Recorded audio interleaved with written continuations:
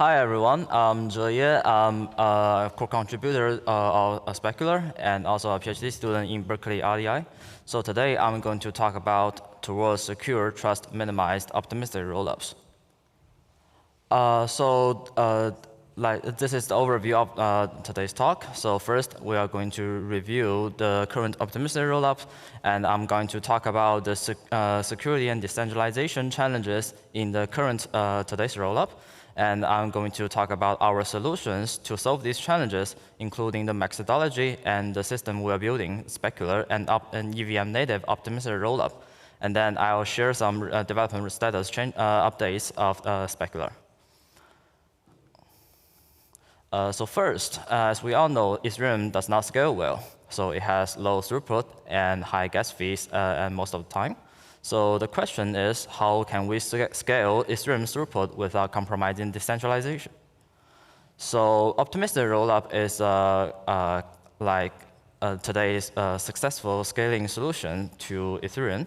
So instead of executing the transaction on-chain, the sequencer will sequence the transaction on-chain, but the executor will execute them off-chain. And after execution, the executor will propose a new state root of L2 on-chain, and other executor can check this state root. And if they find this state root is invalid, the executor can submit a proof to reject this state root. And if there's no challenges after the challenge window, the state rule will be accepted. So in practice, there's a massive liquidity in optimistic rollup. So that's why the reason we want to make it more secure and more decentralized. So in modern optimistic rollup, they tend to achieve these objectives. So first, they want low-cost normal execution when the sequencer only sequence the transactions. And also, they want reasonably low-cost and bounded disputed resolution. And most importantly, they want identical developer experience to L1. This includes, first, same execution semantics and instruction level. So you don't want a custom VM that simulates the EVM. And second, you want minimal to no changes to L1 contracts when redeployed at L2. So these properties are often referred as EVM equivalence. So both Arbitrum and Optimism today takes an approach called compiled approach, which perform interactive fraud proof over a compiled L2 client binary, where the client consists of a custom L2 specific consensus clients, which are in charge of a derivation pipeline, etc., and an existing but modified Ethereum execution layer client implementation, for example, the Geth. So in case you don't know the interactive fraud proof, it's an interactive protocol for the challenger and defender to narrow down the dispute into a single instruction, depending on the compiled VM. So more concretely, in this compiled approach, they compile the L2 client into lower level target VM. For Arbitrum, it's WASM, and for Optimism, it's MIPS. And they commit to the resulting binary on L1 using a vector commitment, like, for example, the Merkle tree. And therefore, they can enforce the execution of binary at target instruction level with the interactive fraud proof. So the key observation here is that the interactive fraud proof verifier is enforcing the client execution logic. So it's actually for example, it's actually a guess compiled to WASM equivalence for the Arbitrum. So and then we notice that the verifier is strongly coupled with a specific client binary. So next, I'm going to talk about the security and decentralized challenge based on this observation. So we actually found out that this observation is the root cause for the following challenges. So first, this architecture precludes permissionless, trust minimized client diversity. And second, the trusted computing base of this architecture is very difficult to audit and even infeasible to formally verify. And third, there are a huge governance burden on frequently triggered upgrade process. So next, we are going to dive into these challenges.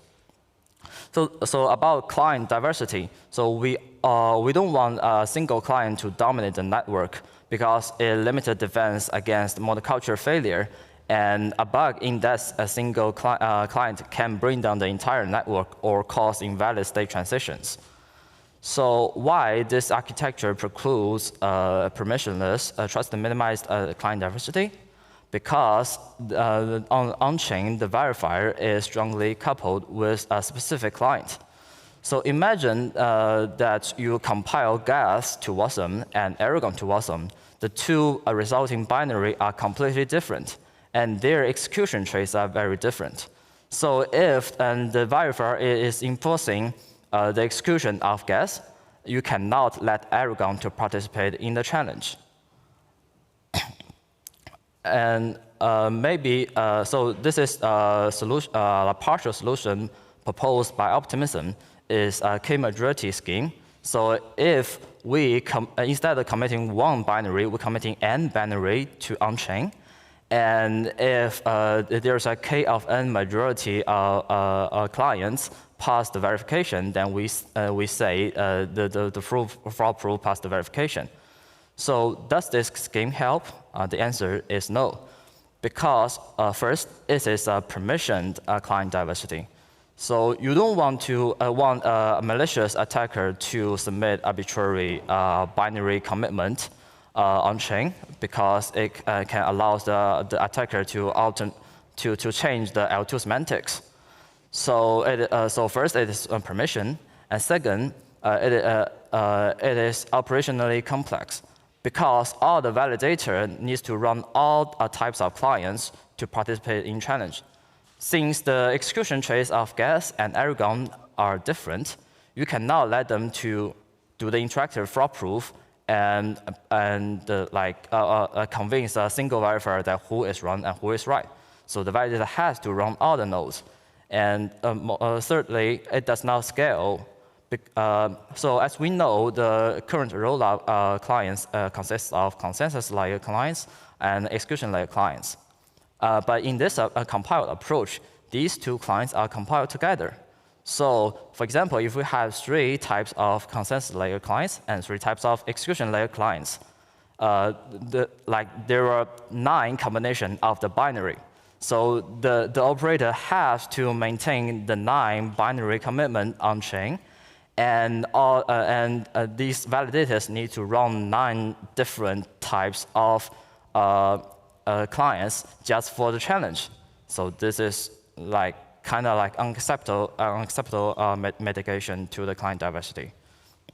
So the second problem of this architecture is that the trusted computing base is too large, and parties must trust the correctness of the entire stack, including the client to implement the EVM correctly, and the compiler to compile it correctly, and also other components. Why the TCB includes the off-chain components? Because the off-chain components, like the off-chain clients, are committed on-chain. So this huge trusted computing base is difficult to audit, because you need to audit, for example, every changes to the gas client, every lines of the consensus client, and also maybe the compiler or your makefile to make sure, or the compiler options to make sure you are compiling correctly. So this TCB is difficult to audit and infeasible to formally verify, because once again, the TCB is too large. And the third problem is that it has governance burden on the frequently triggered upgrade process. So ideally, we want to ship ship the performance patch and the vulnerability patch of off-chain components without touching the on-chain components. But in this architecture, you cannot do so, because every off-chain component upgrade touches the TCB. And this put the L1 governance on the critical path. So if you change one line of gas code, maybe the compiled Watson binary or the MIPS binary is different, right? And the commitment of the binary will be different. So you have to upgrade the on-chain commitment. So this governance-dependent upgrade prevent the possibility of forfeiture of upgrade keys. So now we know the challenges in the current optimistic rollup. Let's talk about our solution to solve these challenges. So we know the root cause of these challenges are that there is a binary commitment that make the verifier coupled with a specific client. So we need to eliminate that binary commitment, right? So the observation we have is that we must decouple the protocol from the implementation. So to decouple them, the proof system must natively target a higher level L2 semantics instead of targeting a lower level VM semantics. So this semantics includes both consensus layer semantics and execution layer semantics. So more concretely, just like their approach, our solution also reuse the existing Ethereum clients on L2. However, we are going to design our interactive fraud proof system to enforce the EVM semantics directly instead of like enforcing the Watson semantics with the binary commitment. So we are going to construct our one-step proof over EVM state transitions at EVM instruction level, so and also the consensus level state transitions. This architecture seems simple, but it has a lot of nice properties that solve the previously mentioned challenges one by one. So first, it has intrinsic client diversity. Because like your verifier is not coupled with a specific client binary anymore, and so for example on the execution layer, every client, despite they're different, maybe they're implemented differently or they are using a completely different programming language, they have to implement the EVM state transition exactly as the Ethereum specification, which is the yellow paper. So in this architecture, any clients that implements the EVM can be used to participate permissionlessly in the dispute resolution. And we only need to trust one of these are implemented correctly to make sure the network is secure. And also, like in this architecture, it it has low operational complexity and scale with diversity. And the validator can run whatever node they want, and they only need to run one node. Second, this architecture has minimum and trustworthy TCB. And the TCB is only the on-chain verifier. The off-chain components are not in the TCB anymore. And this TCB, first, it is very small. It's just a smart contract, so it improves auditability. And also, it is formally verifiable because we have existing formal specifications of Ethereum, such as Daphne EVM or KEVM. We can use them to formally verify our TCB to make sure it is correct. And third, it has infrequent on-chain upgrades. So it only needs to be upgraded when the semantics change. Like for example, when there is an Ethereum hard fork that adds a new opcode. And if you have performance improvements or vulnerability patch in the off-chain clients, and that, for example, you change the gas without touching the Ethereum semantics, you can, and these patches can be shipped without on-chain upgrade. So we claim that this architecture is practical to fulfill the upgrade key. So this is how we design the EDVM native interactive fraud-proof verifier. So basically, the verifier,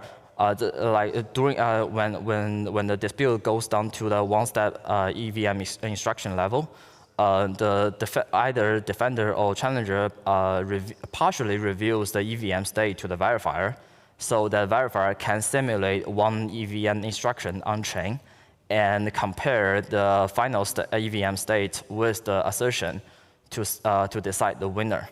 So in order to partially verify the EVM, we design some data structures for different EVM components. Like for example, we Merkleized the memory.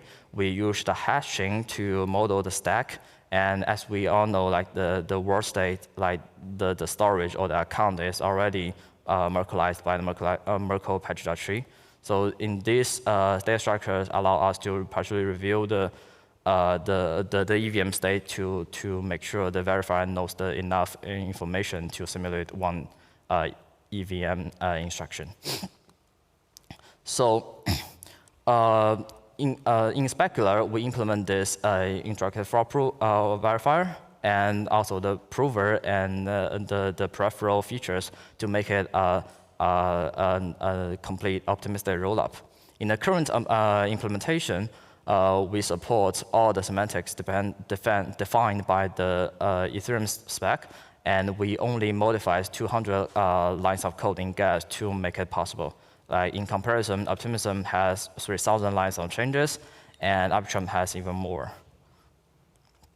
So in Specular, we have this design philosophy to guide our future directions of implementing the optimistic rollup. So on the security side, we want trust minimization. That is, a bug or exploit in one client software stack should have negligible impact of the system's overall security. And on the decentralized side, we want the credible neutrality. That is, a validator should be able to just in the case of Ethereum, operate permissionlessly, use any client software stacks existing or new of their choosing. So you are not limited to a single client that an optimistic rollup project provides. So before I go into the development updates, this is a takeaway chart for the previous sections. For Specular, we have minimal client modification. We have small TCB. We have intrinsic client diversity, and our upgrade is infrequent. So next is the development updates. Besides the novel EVM native interactive fraud proof, we also implement a client agnostic L1 to L2 message bridge, which does not require a new transaction type or any other further modification to the client. So that's one reason why we can make our client changes so minimal. And also, we in the implementation, we demonstrate our practical client diversity. So when implementing the optimistic rollup, we decouple the consensus execution in a modular way in both normal operations and dispute resolution. And for execution layer diversity, beside the gas, we also implement the interactive fraud prover in Aragon. And in consensus layer diversity, we are trying to transiting to a new Rust-based client by extending a new Optimism's client called Maggie, which is built by A16Z. So, so that's the work we have done. And next, we are going to deploy our first testnet very soon, maybe end of September or starting the start of October. And we're also doing the formal verification of our TCB, which is the on-chain verifier. So we are verifying it against the existing formal spec called Daphne. So basically, we extract the semantics from the smart contract, and we compare it with that spec. And we're also doing the censorship resistance mechanism by force inclusion. So in the future, we want to explore a sequencer decentralization with MEV resistance. So we want this decentralization to be first permissionless, and also MEV resistance with proposal builder separation approach.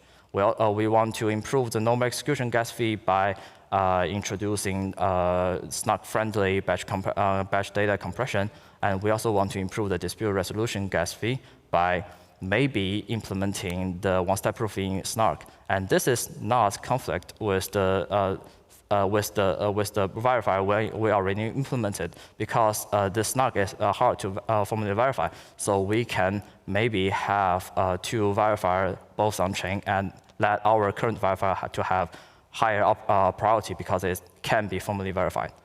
So that's my talk today.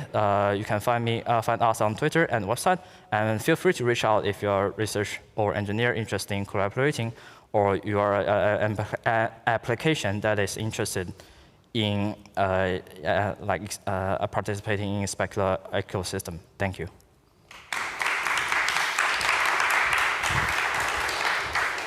Thank you, Ya. We have about 5 minutes for questions.